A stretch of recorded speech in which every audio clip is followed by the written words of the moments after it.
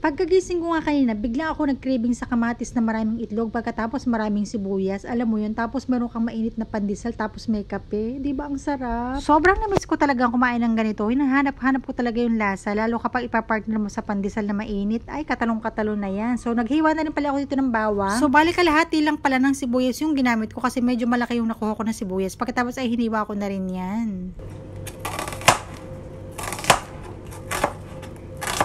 And then, iniready ko na rin yung mga kamatis. So, bali medyo malaki nga pala yung nakuha kong kamatis. Kaya naman hiniwa ko sa gitna at tinanggal ko na rin yung mga buto niyan. Kayo ba mga mare, nagtatanggal din ba kayo ng buto ng kamatis? So, nakasanayan ko na lang din talaga na kapag kahit anong luto ng kamatis na ginagawa ko, so tinatanggal ko talaga yung buto at saka yung sabaw. Lalo kapag ganito, igigisa ko siya, so tinatanggal ko talaga yung tubig kasi feeling ko talaga is maasim siya. So, nakakadagdag siya ng asim.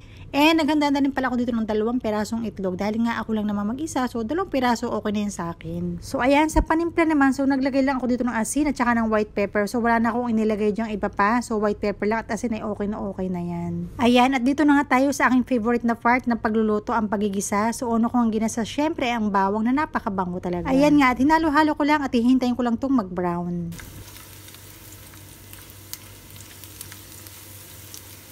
Nung medyo golden brown na nga yung bawang, so inilagay ko na rin yung mga sibuyas. And isinunod ko na agad din yung mga kamatis. Kasi naman kahit dati pa ako, nung nagluluto pa ako ng ganito, ay niluluto ko talaga yung mabuti yung kamatis. Gigisa ko siya ng igigisa hanggang sa lumabas na yung kaluluwa niya, char.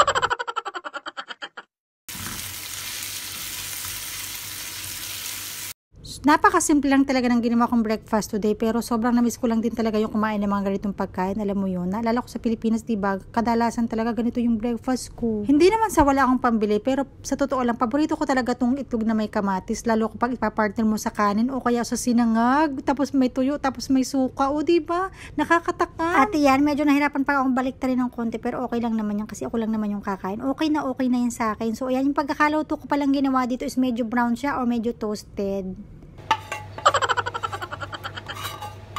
Pero para sa akin kapag breakfast, ito talaga yung masarap na kapartner niya, yung tinapay o diba gardenia, baka naman.